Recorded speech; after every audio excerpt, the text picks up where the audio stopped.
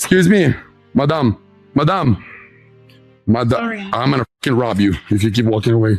I want to give you money. No, okay. Thing is, Vitali is having a really bad time in prison. People are speculating in the prison this may be due to withdrawal, whether that's from drugs or steroids or whatever else, but he is having severe or intense health issues.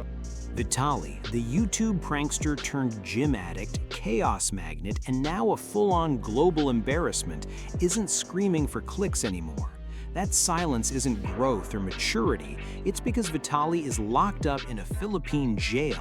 And this time it's not content, it's consequences. This isn't a thumbnail, it's his real life crashing down hard. According to the latest updates, this situation is crushing him physically, mentally, and publicly all at once. This isn't some quick weekend lockup he can flip into views and donations. This is serious time, serious charges, and a system that doesn't care about internet fame. There's no bail lined up, no trial date in sight, no country rushing in to rescue him, and the internet? Cold, ruthless, and showing zero mercy.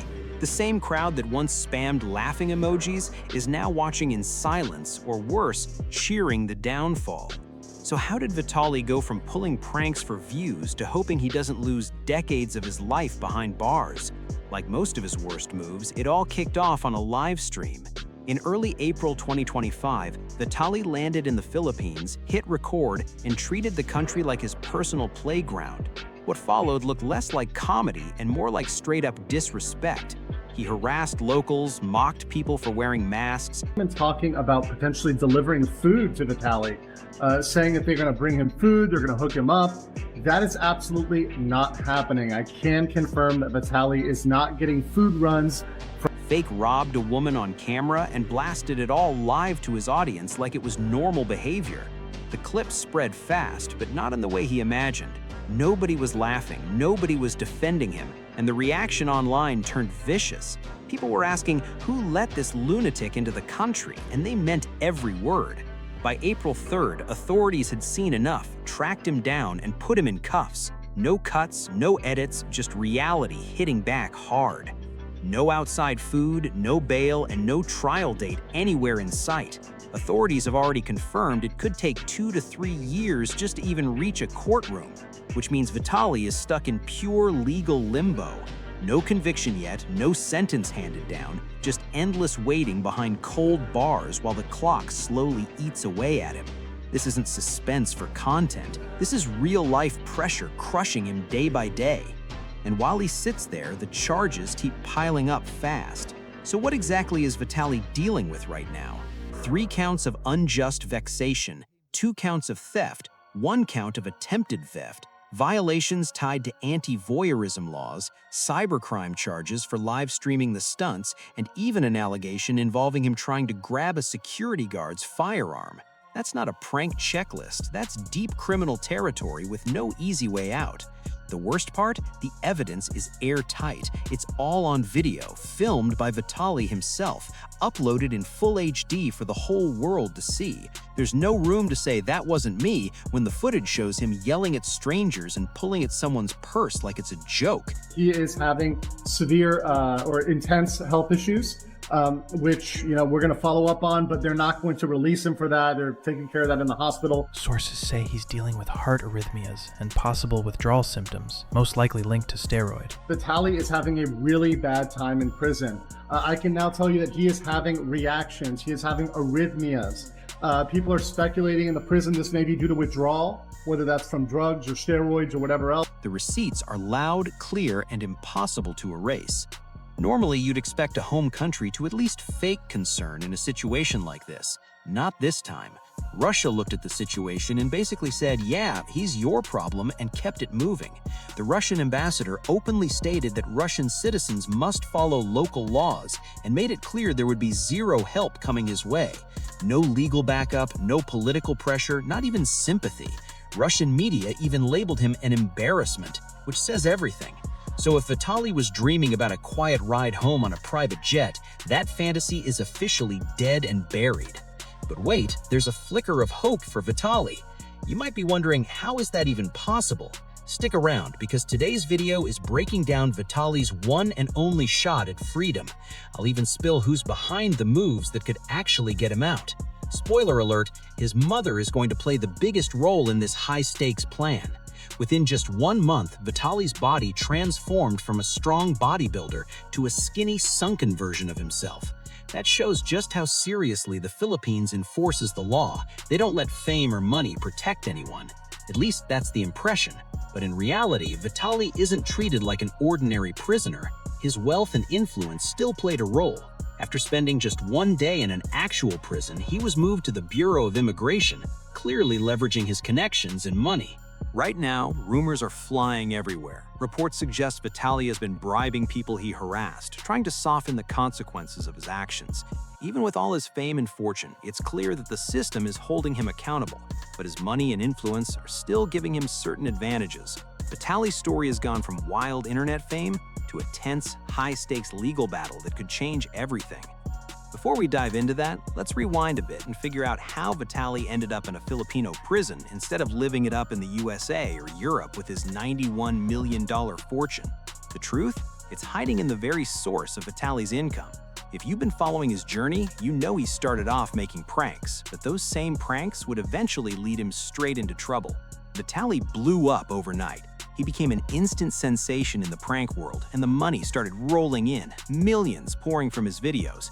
Fame hit him fast, and for a while, it seemed like nothing could touch him. But then, things took a turn. The prank channel craze started to fade, and suddenly, Vitaly wasn't raking in those crazy checks anymore. And here's where it all went downhill. He had gotten a taste of serious money, and losing it, it drove him wild. He was desperate, trying to figure out, how do I make big money again? That's when he got pulled into something even messier. A new streamer production house called Kick came into the picture, and Vitaly got involved in their predator catching streams. They were targeting older people who tried to lure young people and streaming the whole thing live on Kick. It was dangerous, risky, and put Vitaly on a path he probably couldn't come back from. Vitaly's new approach on Kick exploded in popularity. People couldn't get enough of his predator catching streams, and the views and donations poured in like never before. But with fame came controversy, and it wasn't small. Vitaly started exposing people live without proper evidence, humiliating strangers on camera, and pushing boundaries that were dangerously close to breaking the law. The stunts were wild, shocking, and illegal, but the money kept rolling in, far surpassing what he had ever made on YouTube. On Kick, there was no option to play it safe.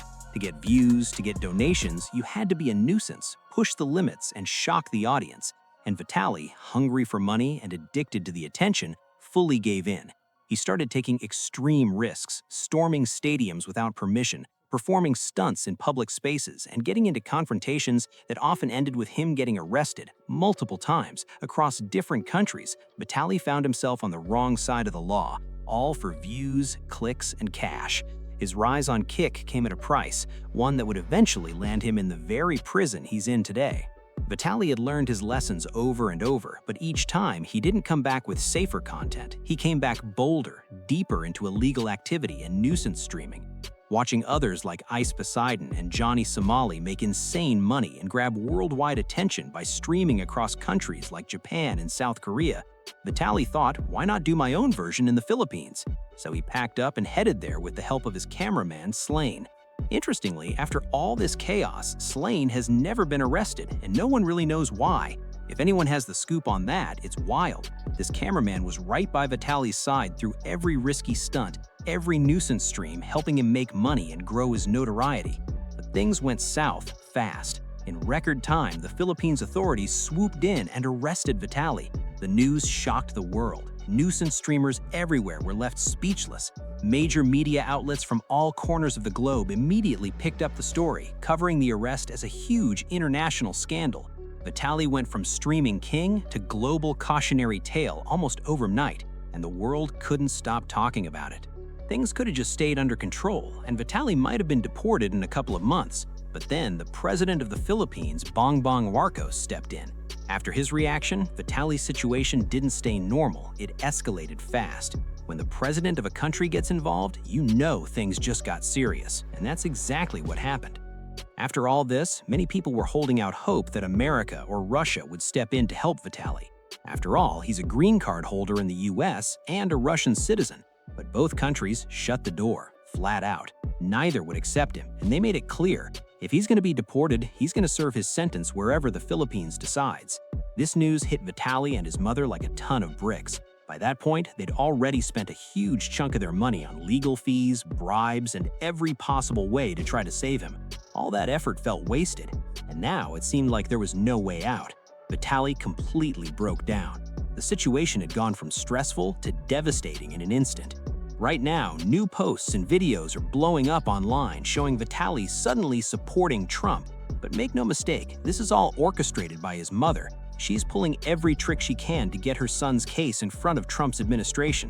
The goal is clear: catch their attention, push them to get involved, and somehow save Vitali because she's already exhausted all the money and options she had. This is literally her last shot at hope. But here's the catch: will Trump actually step in to help Vitali? From what I've researched, the chances are extremely slim.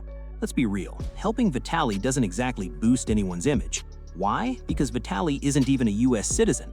Sure, he holds a green card, but he's also a Russian citizen. And on top of that, he was a vocal critic of Trump's government during his first term, which makes this whole move even more complicated. So while Vitali's mother is fighting with every tool she has left, the odds are stacked against them. This last attempt might just be a desperate gamble in a situation that's already gone global, messy, and high stakes. Social media waits for no one. Every single day, new creators pop up, fresh faces, new trends, and the internet never stops moving. Vitali's name, his fame, his fortune, it's all at risk of becoming nothing more than a forgotten memory. He won't be able to live in the same spotlight, earn the same money, or command the same influence again.